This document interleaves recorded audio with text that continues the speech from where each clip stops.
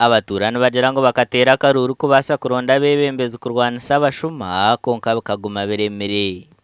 Musagazi Richard Orumeya wacu Rugu Trading Center nagira ngo ubushuma n'uburetwa butamanya kandi abantu binje bakarga karo mu mashomero. Konka cyo kugira ngo asibe umutawuni na yetorora amwiru abo akabugiye kwibenkuku nanga kwiba ibintu by'abantu kandi kikamuyetora kumukwata bakamuta umupolisi n'ibindi akashisira y'ubwire kandi bwatakwiza kuganyurwamo. Bosa akabacengo ryo muhandici wacu Rugu Town boda stage ahigera abavuji batayivo kwerindo ubushuma bw'amatungo hamwe na za pichipichi kandi gubine kwerindo kutambura itumbi. Twine mu ubuzima umuntu nagenda rugankokwe ajatinye no murumo ace zirinki 12 umuvuga zigende usanga saza gendera waza kwata washishatu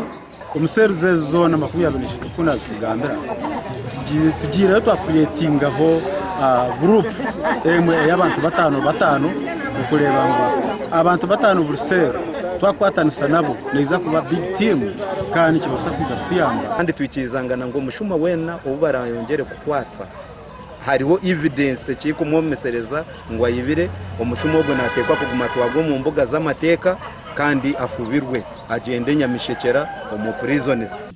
Honorable Muhammad Katota Jumirire bari kumugambo ho kuno wari kutera polisi amasumu kurekura abatezi be bakaruru kandi ubwe ziriye nkoze vi mu government nitonture mutugana y'ibisibuke so abantu abataka ngaba bakwemereraho bakatanga gameme n'abaye batakumpagira mwino ngana bone bashobora kuba nabo bakwata tumasa kwemereraho ngo njya mu ngwate rw'ubushuma n'ingaki ngebe tukabimanyira omwishaza rya katero ubushuma hamwe n'ubwisi bukwasira hansi na higuru